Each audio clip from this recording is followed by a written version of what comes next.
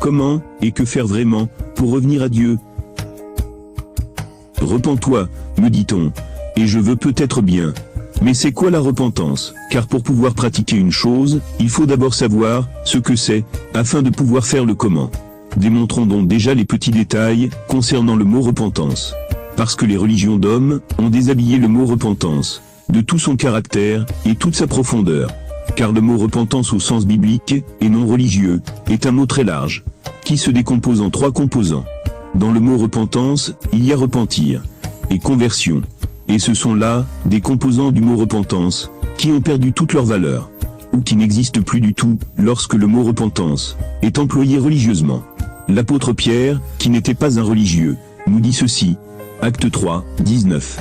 Repentez-vous donc, et convertissez-vous, afin que vos péchés soient effacés. Remarquons l'autre face du mot repentance que l'apôtre Pierre fait ressortir ici.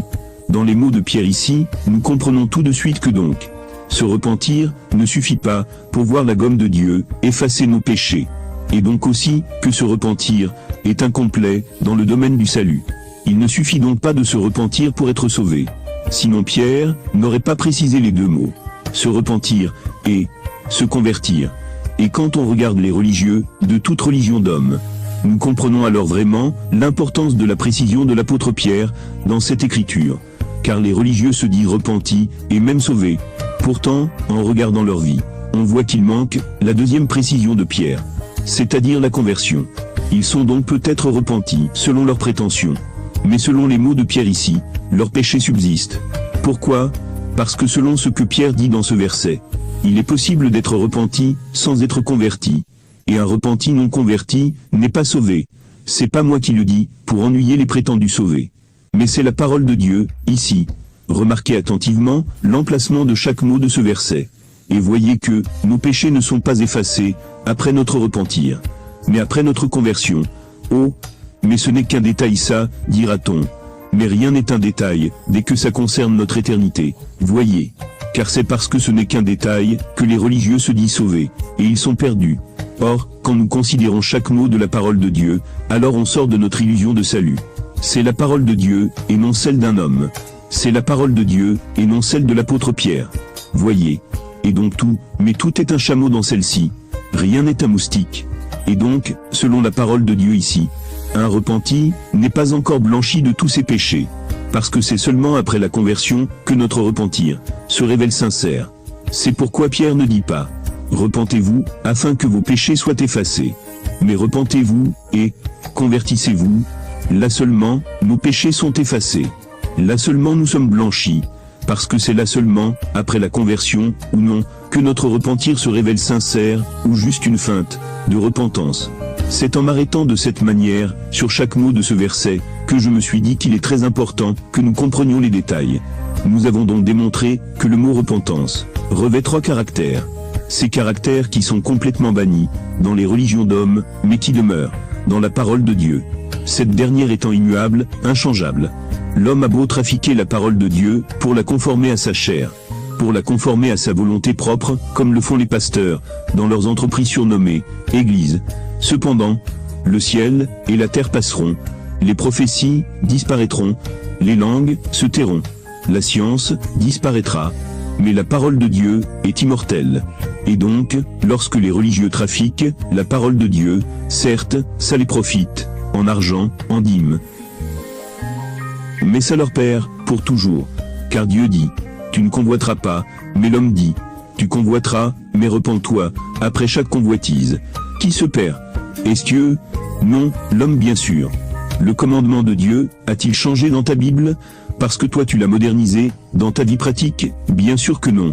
Va regarder dans ta Bible, et tu verras, que c'est toujours écrit. Tu ne convoiteras pas, point. Il n'y a pas une virgule, qui s'est rajoutée dans l'écriture. Ni une parenthèse, qui s'est ouverte.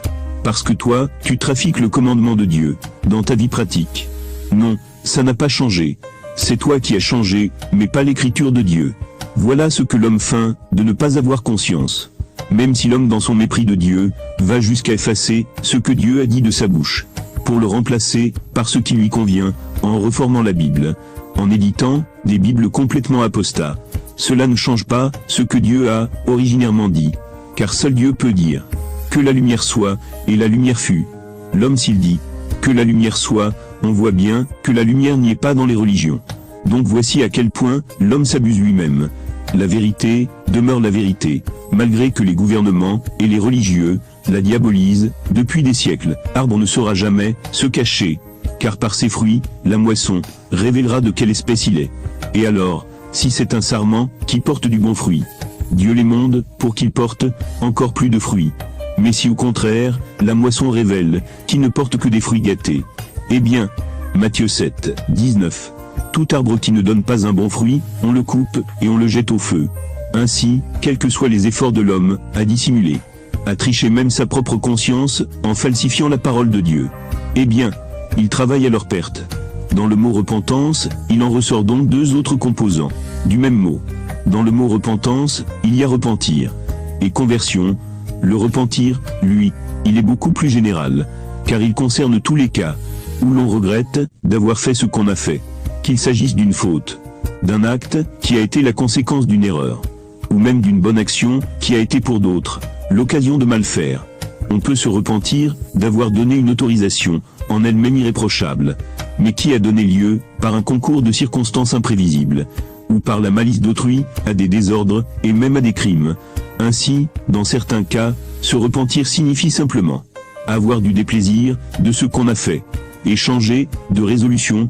Un constructeur automobile par exemple, peut se repentir d'avoir mis telle pièce en fabriquant l'auto.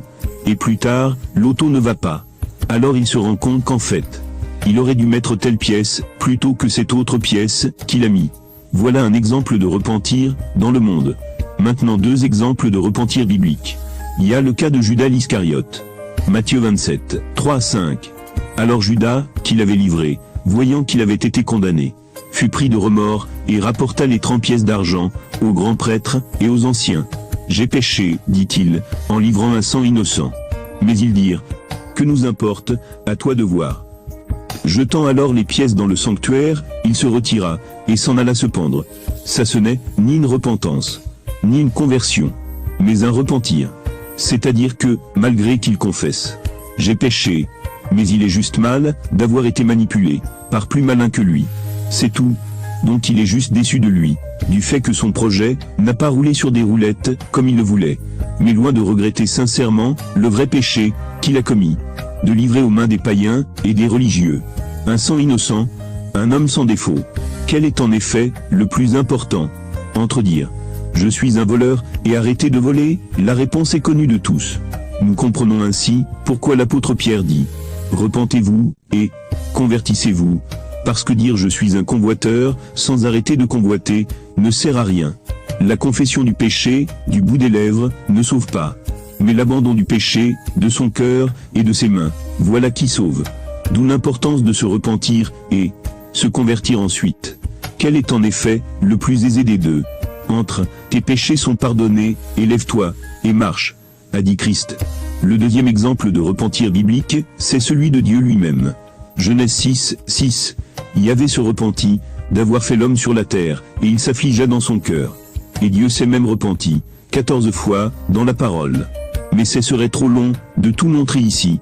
Par exemple en Exode après l'intercession de Moïse, Dieu se repentit du mal qu'il voulait faire à son peuple, comme conséquence du péché du peuple.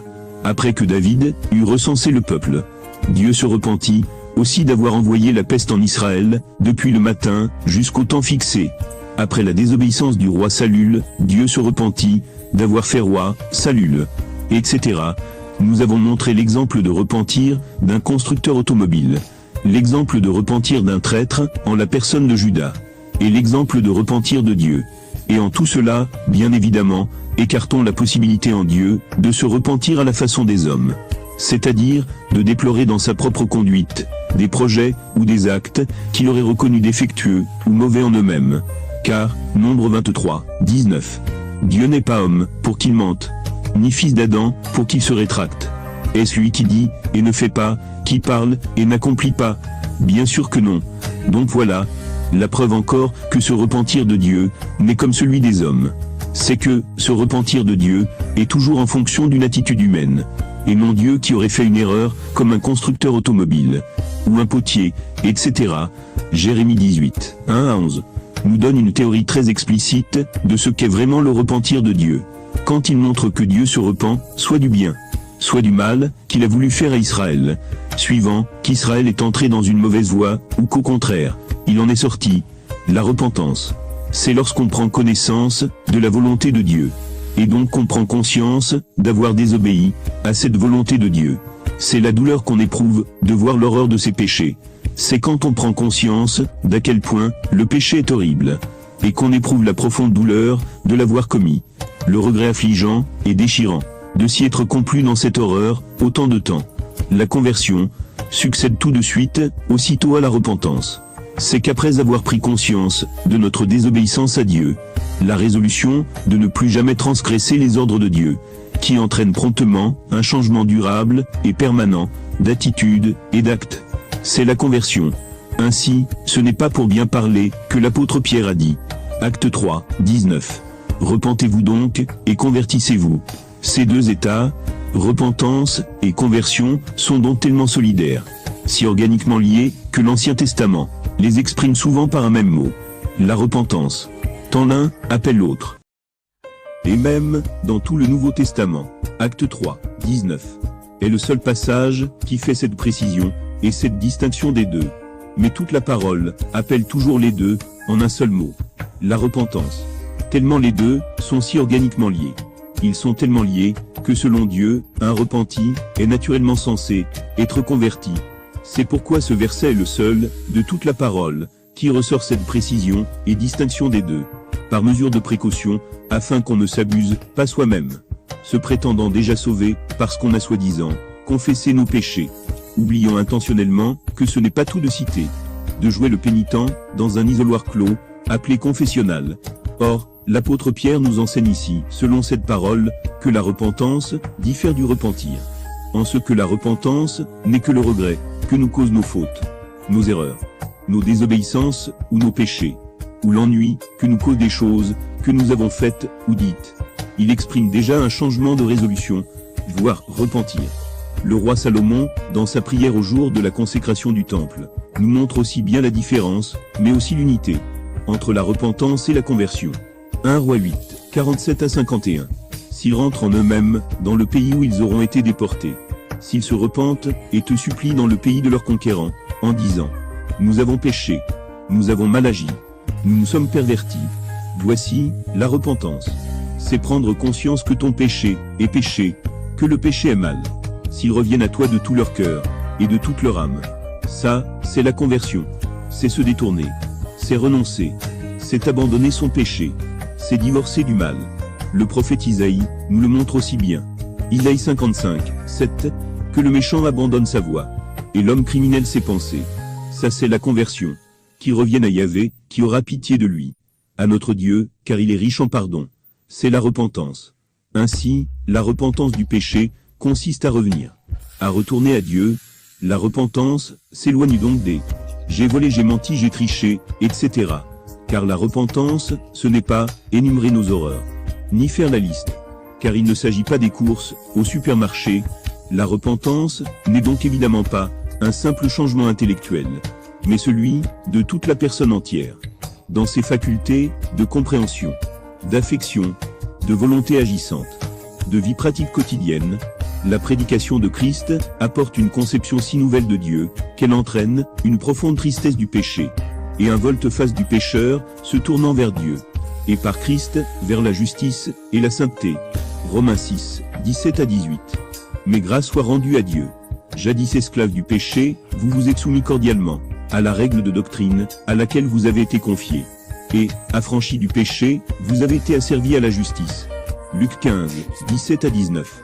Rentrant alors en lui-même, il se dit, « Combien de mercenaires de mon père ont du pain en surabondance.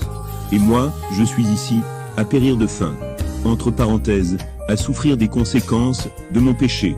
Là, il est pris d'un sérieux remords. Il prend conscience d'à quel point le péché est mal. Ça c'est la repentance.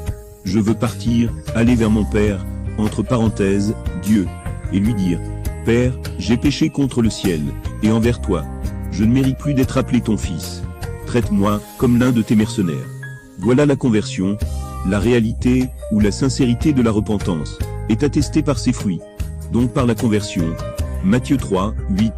Produisez donc un fruit digne du repentir. Luc 6, 43. Il n'y a pas de bon arbre qui produise un fruit gâté, ni inversement, d'arbre gâté qui produise un bon fruit. Luc 6, 46. Pourquoi m'appelez-vous Seigneur, Seigneur, et ne faites-vous pas ce que je dis? Le témoignage de la repentance est un changement de conduite. Luc 3, 8.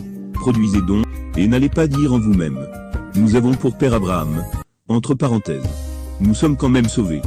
Disant: Christ est mort à notre place, de manière qu'il n'est plus question d'abandonner le péché, alors que Christ est plutôt mort pour nous, afin de nous montrer: voilà comment on fait pour être sauvé, et pas mort à notre place. Sinon il n'aurait pas dit: quiconque ne porte pas sa croix, quiconque ne porte sa croix, et ne suit pas derrière moi, ne peut être mon disciple, ni digne de moi. Car je vous dis que Dieu peut, des pierres que voici, faire surgir des enfants à Abraham, donc des vrais sauvés, des vrais repentis et convertis, des vrais saints, et non des pécheurs religieux et canonisés, qui s'abusent eux-mêmes. Un sentiment de profonde tristesse est à l'origine de la repentance. Et des fruits qui en proviennent, c'est ce que l'apôtre Pierre appelle la conversion. Souvent quand on pêche, on est contristé pour quelques minutes. Et on dit qu'on s'est repenti. Alors, afin qu'on ne se leurre pas de la sorte d'être repenti, et on ne l'est pas, l'apôtre Paul nous dit qu'il existe deux sortes de tristesse, bien distinctes l'une de l'autre. 2 Corinthiens 7, 10. La tristesse selon Dieu produit en effet un repentir salutaire, qu'on ne regrette pas. La tristesse du monde, elle, produit la mort. Comment discerner ces différentes tristesses, afin que je ne m'abuse pas moi-même? Voici la tristesse selon le monde, qui produit la mort. Parce qu'elle n'est pas la vraie repentance. C'est une tristesse qui n'a pas de relation avec le sentiment d'un devoir envers Dieu, mais qui est juste un simple mais tragique remords. Comme Judas l'Iscariote, on ressent juste la rage de n'avoir pas réussi dans ses entreprises, la rage de n'avoir pas réussi dans ce qu'on a voulu obtenir, en agissant comme on a agi, la rage de s'être fait prendre en flagrant délit, la rage de s'être fait découvert alors qu'on voulait continuer de dissimuler, de tromper, et la bonne tristesse, celle selon Dieu, qui produit la vraie repentance. La repentance est la première condition du pardon, donc du salut. Acte 5, 31. C'est lui que Dieu a exalté par sa droite, le faisant chef et sauveur, afin d'accorder par lui à Israël la repentance et la rémission des péchés, parce que la tristesse selon Dieu, c'est un regret non superficiel et passager, d'une minute sur le coup, mais profonde, donc sincère, d'avoir quand même agi de cette mauvaise manière, d'avoir quand même pratiqué, en âme et conscience, le péché, alors qu'on savait très bien que l'on pêche en faisant ça. Mais la vraie repentance, c'est Dieu qui la donne. Mais attention, ne reste donc pas là à ne pas produire du fruit digne de la vraie repentance, attendant que Dieu te donne la repentance. Non, car de quelle manière Dieu la donne-t-il? C'est lorsque ton péché est mis à nu, et que tu es toujours en vie. Dieu est par là, en train de te dire repens-toi, sinon tu seras jeté dans la géhenne. C'est ce qu'il a fait avec le roi Achab. Il lui a donné 3 occasions de se repentir. Par la soif, dont le prophète Élie accabla le pays. Par la destruction de ces faux prophètes de Baal.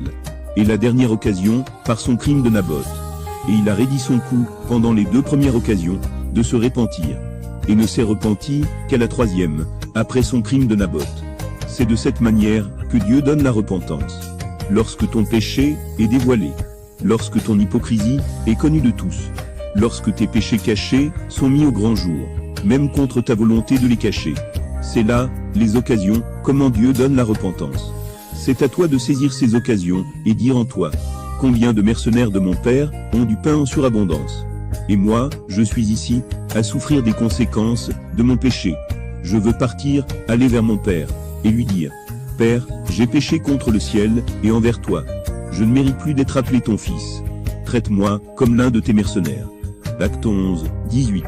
Ces paroles les apaisèrent, et ils glorifièrent Dieu en disant: ainsi donc aux païens aussi, Dieu a donné la repentance, qui conduit à la vie. 2 Timothée 2, 25 à 26. C'est avec douceur qu'il doit reprendre les opposants, en songeant que Dieu, peut-être, leur donnera de se convertir, de connaître la vérité, et de revenir à la raison, une fois dégagés des filets du diable, qui les retient captifs, asservis à sa volonté. Ainsi, la repentance n'est pas due à l'initiative de l'homme. mais à Dieu, qui la stimule de la manière que nous venons de montrer.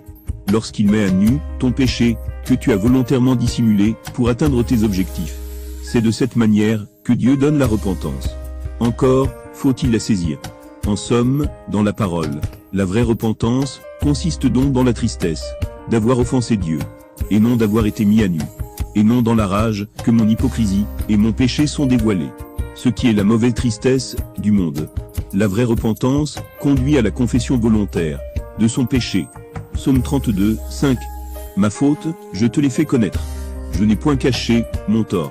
J'ai dit, j'irai à Yahvé, confesser mon péché. Et toi, tu as absous mon tort, pardonné ma faute. Psaume 51, 5 à 6. Car mon péché, moi, je le connais. Ma faute est devant moi, sans relâche. Contre toi, toi seul, j'ai péché. Ce qui est coupable à tes yeux, je l'ai fait. Pour que tu montres ta justice quand tu parles, et que paraisse ta victoire, quand tu juges. La vraie repentance est prouvée par la conversion, c'est-à-dire dans le dégoût, la haine, et l'abandon du péché. Proverbe 8, 13. La crainte de Yahvé est la haine du mal. Lorsque Jean le Baptiste disait aux pharisiens, produisez donc un fruit digne du repentir. À la vérité, il disait la même chose que Pierre nous dit en Acte 3, 19. Car les pharisiens se disaient repentis et sauvés. Mais Jean ici, il leur montre la même chose que Pierre nous montre en Acte 3, 19. Matthieu 3, 8. Produisez donc un fruit digne du repentir. C'est-à-dire, nous ne devons pas satisfaire notre conscience en nous convainquant d'être repentis. Mais il faut la preuve de cette repentance. La preuve qu'on est vraiment repenti. C'est pas seulement se repentir selon nous, et hop on se convainc soi-même d'être sauvé, non. Produisez donc un fruit digne du repentir. Voilà la conversion, qui, chez un véritable repenti, elle succède tout de suite à la repentance. Le fruit digne du repentir. Autrement dit, comme Pierre le dit si bien, repentez-vous donc, et convertissez-vous, montrez ce fruit digne des vrais repentis. C'est ça la conversion. Elle prouve la vraie repentance, et désapprouve la fausse repentance, sans fruit digne. Produisez donc un fruit digne du repentir. Repentez-vous, et convertissez-vous,